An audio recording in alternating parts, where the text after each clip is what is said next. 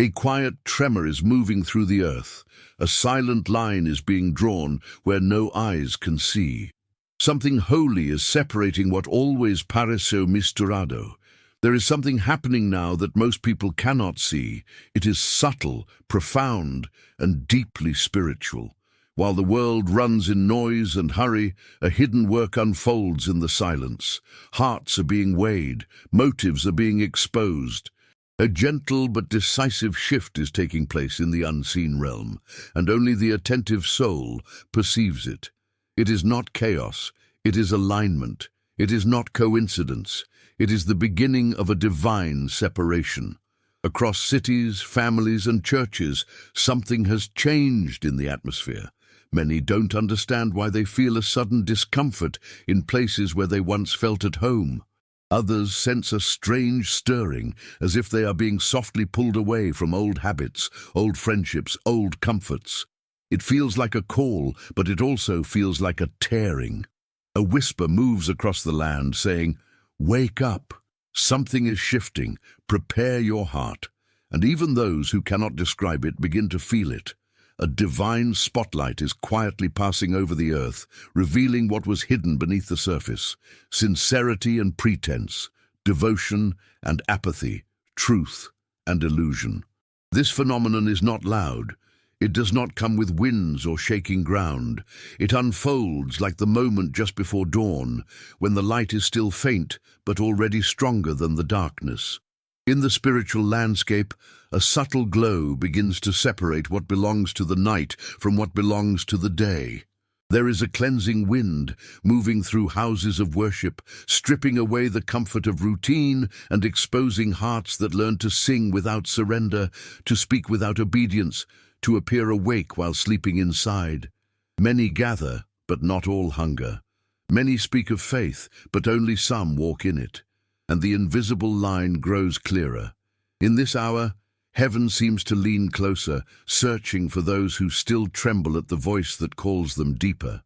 Some feel the pull and respond, leaving behind the shadows they once embraced. Others feel the same pull but resist, holding on to what is comfortable, familiar, and safe. The separation is not about who looks strong, but about who stays surrendered. Not about who knows the words, but about who allows those words to shape their lives. A quiet sorting is taking place, dividing what only looked united, and the hand that separates is gentle but firm. Across nations, a spiritual battle unfolds behind invisible curtains. What was once hidden in the heart now rises to the surface. The double life grows harder to maintain. The lukewarm seat grows uncomfortable. The shallow faith begins to crack under the weight of truth. Light exposes what darkness once covered, and many realize that the greatest danger was never the storm outside, but the dryness inside. A holy invitation echoes through the silence. Return, realign, let your heart burn again. And those who hear it feel both fear and hope, because they know deep inside something sacred is happening. This invisible phenomenon is not random. It is not psychological. It is not emotional turbulence. It is a prophetic movement unfolding exactly as the teacher once warned. He spoke of a time when the separation would begin long before the final call, a time when two would walk side by side, but only one would truly follow. A time when the difference between appearance and authenticity would become impossible to hide. A time when heaven would search not for talent or charisma, but for oil, devotion, and truth in the inward parts. That time is now. It may seem small, it may seem invisible, but it is the beginning of a great unveiling. And those who sense it are not imagining it. They are being awakened, invited, and prepared. What feels like discomfort is actually mercy. What feels like shaking is actually alignment. What feels like loss is actually rescue. The invisible division is real, and it is only the beginning. This is not coincidence. It is prophecy, and it is leading us into the next revelation. The invisible division grows clearer. What began as a quiet discomfort now feels like a gentle pull on the soul. Hearts sense a strange mixture of longing and uneasiness, as if a door is opening and a voice is calling from the other side. The separation is no longer merely felt. It is becoming visible in choices, desires, and priorities. It is as though heaven is leaning in and asking one question: who truly belongs to the light? And the answer rises not from lips, but from lives. In this sacred silence, the voice of Jesus begins to echo with new weight. Not a verse recited, not a memory repeated, but a living, burning word that confronts the soul. His teachings were never meant to decorate minds. They were meant to wake the sleeping, to warn the confident, to invite the humble. And now, in this hour, his warnings return with fresh clarity, piercing through the fog of routine and religion. He once told of people who walked with lamps but carried no flame. He described hearts that honored with words while drifting far in their actions. He spoke of houses built on sand, comfortable and admired, yet one strong wind would expose their foundation. In his stories, there were always two groups. Both looked similar, but their endings were dramatically different. Those stories are no longer distant. They are unfolding in real time, in real lives, in this very generation. Jesus warned of a subtle sleep that would settle over those who believed themselves safe. A spiritual drowsiness that numbs the senses and whispers, "You are fine. You have enough. There is no need to go deeper." It is the lullaby of the age, soothing believers into complacency while convincing them they are awake. And many have accepted this comfort without realizing it is the very trap he cautioned against. Churches are full, but many hearts are empty. Voices rise in worship, but the soul stands still. The routine continues, but the fire fades. Yet his voice does not condemn, it calls. His warnings are not threats, they are invitations. He speaks of narrow paths, not to burden the weary, but to rescue the drifting. He speaks of watching and staying awake, not to create fear, but to keep love alive. He speaks of lamps filled with oil, not to shame the unprepared, but to remind them that the door of mercy is still open. In his stories, the door closes only after long patience, after countless gentle knocks, after every possible chance to return. That patience is the miracle of this moment. But his words also shine light on the illusions that many hold. He spoke of people who believed they were ready simply because they were near the right crowd. They stood close to the faithful and assumed it was enough. They moved in holy spaces and assumed it made them holy. They repeated sacred phrases and assumed it shaped their hearts. But Jesus never looked at proximity. He looked at authenticity. He searched not for noise, but for surrender. Not for appearance, but for truth. And his search continues today. This is why the invisible division feels so intense. His voice is separating what only looked united. He is gently revealing who follows him out of love and who follows out of habit. He is exposing the comfort that deceives, the pride that blinds, the distractions that steal devotion, one small compromise at a time. And while many do not perceive the change, those who do feel the urgency rising inside, a holy restlessness, a sense that time is thinning and choices are becoming sharper. This is the alert, and it is happening now. The one who warned us is speaking again through the movements of the heart, through the shaking of routines, through the quiet awakening spreading in the soul. This is not imagination. This is not emotion. This is Jesus calling his people to awaken before the final moment arrives. There comes a moment in every soul when the ground begins to shake, not to destroy, but to reveal what was hidden beneath the surface. Many today feel this shaking. They feel something being removed, stripped away, dismantled piece by piece. Doors that once opened easily now seem locked. Voices that once brought comfort now fall silent. Paths that once felt clear now seem narrow and steep. It feels like loss, but in truth, it is refinement. The refining work of God rarely comes wrapped in comfort. It usually arrives in the quiet seasons when everything familiar begins to fade.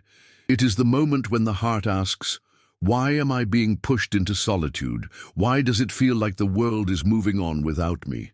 And heaven answers softly, "Because I am calling you deeper." This calling often comes disguised as isolation, but it is not rejection. It is the sacred place where God separates the precious from the superficial. Every story of divine preparation follows this pattern. There was once a man who was told to build something no one had seen and no one believed. While the world laughed, he was being shaped. His isolation was not failure. It was the cradle of obedience. There was another man who was urged to leave a burning city, not because he was perfect, but because mercy was pulling him out. His steps were slow, his strength fragile, but the call rescued him from the fire he could not see. These stories whisper a truth. Before God brings you into the new, he removes what cannot go with you. And so, the refining comes like a storm that shakes the loose branches, a wind that exposes the roots, a fire that burns away what was never meant to remain. It comes to break illusions, to soften pride, to restore clarity.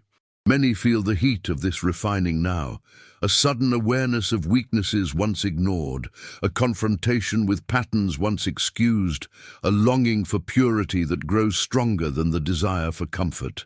This is not punishment, it is preparation. The heart in refinement walks through strange seasons. There are nights when prayer feels heavy and mornings when faith feels small. There are moments when silence surrounds everything and the soul fears it has been abandoned. But silence is not absence. Silence is the room where God speaks without words, where the spirit is stretched and strengthened. It is the sacred training ground where trust is forged in the unseen. If you feel alone in this hour, heaven is closer than you think. If you feel emptied, it is because God is making space inside you for what is coming. If doors have closed, it may be because they carried you in directions that would have numbed your calling. The refining does not take what you need. It removes what would destroy you later. What feels like stripping is actually shaping. What feels like breaking is actually building. And when the fire passes, something pure remains. The soul begins to see with new eyes, to discern with new clarity, to love with new depth. The distractions lose their grip. The noise loses its power. What once captivated now feels shallow. What once oppressed now feels irrelevant. The heart begins to burn again, steady and strong. This refining is not for a few, it is happening across the earth. It is God preparing his people for the hour ahead. He is cleansing motives, renewing devotion, strengthening the weak, awakening the sleeping.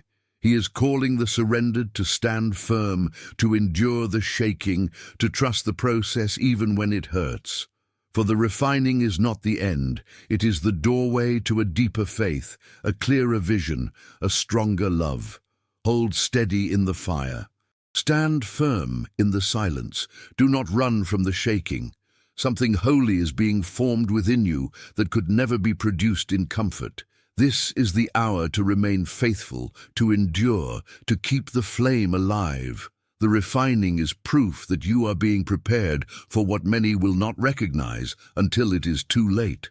There is a strategy moving quietly through the world, and it does not come dressed in darkness. It comes wrapped in comfort. It comes sounding familiar. It comes offering ease to hearts already tired. The greatest danger of this hour is not open rebellion, but subtle deception. A whisper that says, "You are fine. You have enough. Rest your soul and stop watching." This is how the enemy works in the final moments, by lulling the vigilant into sleep. The deception of this age does not look like evil. It looks like convenience. It feels like relief. It imitates the language of faith while slowly emptying the heart of fire. It tells believers that passion is unnecessary, that holiness is outdated, that vigilance is extreme. It replaces surrender with routine and intimacy with performance. and many, without realizing, are falling into this silent net. There was once a woman who walked away from her rescue because her heart longed for what she left behind. Her body stepped out, but her soul turned back. Her story is a warning for this hour. Not everyone who begins the journey finishes it. The enemy's strategy is not merely to tempt, it is to distract the heart until it forgets what truly matters. One glance backward can dull the urgency of the call. And then there were 10 who carried lamps in the night. All 10 looked faithful. All 10 expected the arrival. All 10 walked the same path, but only 5 carried oil. The others carried appearance. The line between them was invisible until the crucial moment came. Their story echoes now through the spiritual atmosphere. Be awake. Be ready. Do not mistake proximity for preparedness. For the deception in that story was not immorality, but confidence without substance. There was also a people who believed they lacked nothing. They stood in beautiful places, spoke elegant words, and saw themselves as strong. Yet heaven saw them differently. Their eyes had grown dull, their hearts had grown distant, their pride had blinded them to their own emptiness. They mistook comfort for blessing, and blessing for approval. Their story reveals a timeless truth. The most dangerous blindness is the one that feels like sight. This is the enemy's final snare, an atmosphere of false peace that persuades the soul to sleep while believing it is awake. A spiritual drowsiness that turns urgency into indifference. A counterfeit light that imitates spiritual warmth while draining the flames slowly, quietly, persistently. It does not push the believer away. It rocks the believer to sleep. The signs of false readiness are subtle but deadly. When prayer becomes an afterthought, when the heart stops grieving over sin, when worship becomes performance instead of surrender, when the inner voice becomes faint because distractions grew loud, when the soul feels more at home in the world than in the presence of the one who calls. These are not minor symptoms. They are warnings of a heart drifting without noticing. The enemy does not need to convince the faithful to fall. He only needs to persuade them to relax, to delay, to postpone obedience until there is no fire left to respond. He works in the slow erosion of devotion, the gentle withering of urgency, the quiet death of intimacy. This is why the invisible division is happening, because many are asleep without realizing it. But heaven is sounding an alarm, not to frighten, but to awaken. A cry echoes across the spiritual realm. Examine your heart, discern the hour, do not ignore the whisper in your soul. This is the moment to draw near with sincerity, to break free from illusions, to resist the lullaby that soothes the unprepared. Awake now. Wake your soul before the sleep becomes deep. Return to the flame before the darkness settles. This is the hour to rise. In this hour of invisible separation, the most urgent work is not happening around us, but within us. God is calling his people back to a life of oil, a life sustained not by appearance or emotion, but by intimacy.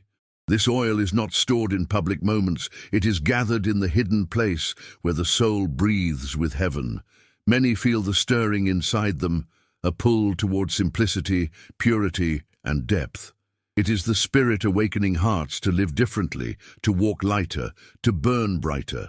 To keep the flame alive, the soul must return to the quiet places where distractions fall away. Prayer becomes less of a ritual and more of a breathing, a turning of the heart toward the one who sees in secret. There is a strength found only in these moments of surrender, where the noise is silenced and the presence becomes real again. Fasting becomes a way of clearing space, removing the layers that suffocate the spirit. Confession becomes not an obligation, but a release that frees the heart from the shadows it once hid. And the word becomes a voice, not a text, speaking gently into the depths, shaping the inner places where no one else looks. The difference between religiosity and relationship becomes clearer in this refining hour. Religiosity performs for others. Relationship bows when no one is watching. Religiosity knows phrases. Relationship hears whispers. Religiosity builds routines. Relationship builds altars. In this season, God is calling his people back to the altar, not the platform. Back to authenticity, not performance. Back to devotion, not impression. The fire burns wherever the heart is honest. Many are awakening through quiet, ordinary moments. A woman going through her daily tasks suddenly feels an ache she cannot explain. She realizes she has lived too long on empty strength, and a soft whisper inside her says, "Come back to me." She puts aside what once consumed her attention and finds that the presence she thought she lost was waiting for her all along. Her story becomes a picture of restoration. A man burdened by constant noise reaches a breaking point. He turns off every screen, sets aside every distraction, and sits in silence for the first time in years. In the stillness, he feels the weight he carried begin to fall. A warmth fills the room, subtle but unmistakable. He realizes he had mistaken busyness for purpose and noise for life. That moment becomes the beginning of his awakening. A young believer, surrounded by friends who drift casually through faith, begins to sense an inner urgency. Something tells him that the path ahead requires more than borrowed passion. He begins to pray alone, to seek God in simple moments, to cry out for a fire that is truly his. And slowly, a quiet flame rises inside him, small but steady, pure and real. He becomes a living example of why intimacy matters more than crowd approval. These stories are simple, but they reveal a deep truth. Transformation rarely begins in bright rooms. It begins in quiet corners where the heart opens again. God is not looking for impressive people. He is looking for surrendered ones. The oil he seeks is formed in footsteps of humility, tears of repentance, whispers of trust, and moments of obedience that no one else sees. The invisible separation we face is not judgment. It is mercy. It is God calling his people to rise above the fog, to choose depth over comfort, to live with hearts awake. He is separating not to push anyone away, but to draw his people closer, to keep them safe from the lullaby that steals devotion. This is why the refining hurts. This is why the call feels urgent. This is why the soul cannot ignore the stirring inside. Live awake, walk lightly, keep the flame alive. Every small act of surrender becomes oil. Every moment of prayer becomes strength. Every step toward holiness becomes clarity. This hour is not meant to crush you, it is meant to prepare you.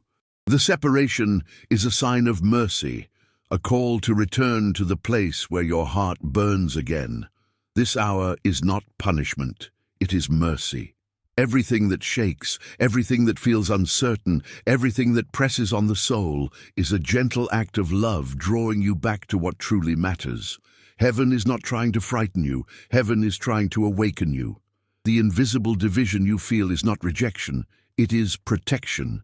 It is the tenderness of a father who refuses to let his children sleep through the most crucial moment of their lives. The time is short. The signs are clear. The bridegroom is drawing near.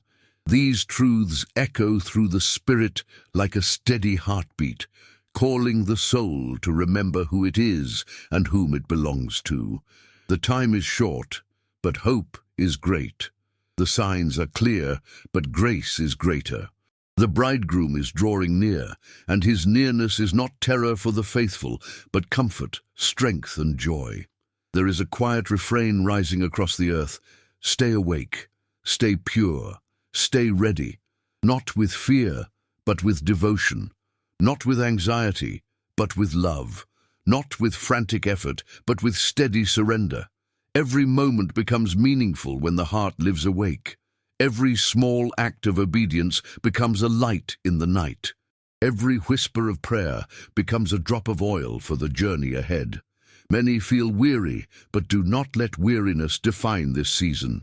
Lift your eyes, lift your heart, lift your hope. The one who searches the hearts is the same one who strengthens them. The one who refines is the one who restores. The one who awakens is the one who embraces. Nothing he asks you to release is greater than what he is preparing to give.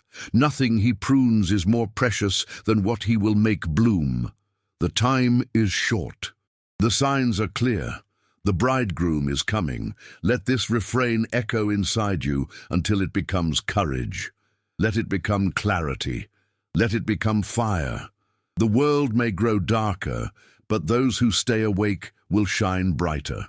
The noise may grow louder, but those who walk in intimacy will hear the whisper that leads to life. Stay awake, stay pure, stay ready. These are not commands of fear, they are invitations of love, invitations to walk closely, to live sincerely, to burn deeply, invitations to step out of the fog and into the light of his presence, invitations to let your heart become a lamp that never goes out. And as this message closes, let hope rise within you. You are not alone. You are not forgotten. You are not walking in circles. You are being prepared, refined, strengthened, awakened. The invisible division is not meant to separate you from God. It is meant to separate you for God. He is near. He is calling. He is guiding your steps with gentleness and purpose. Hold fast. Lift your head. Let your heart stay tender. The one who promised is faithful, and his light is already approaching the horizon. Stay awake, stay pure, stay ready.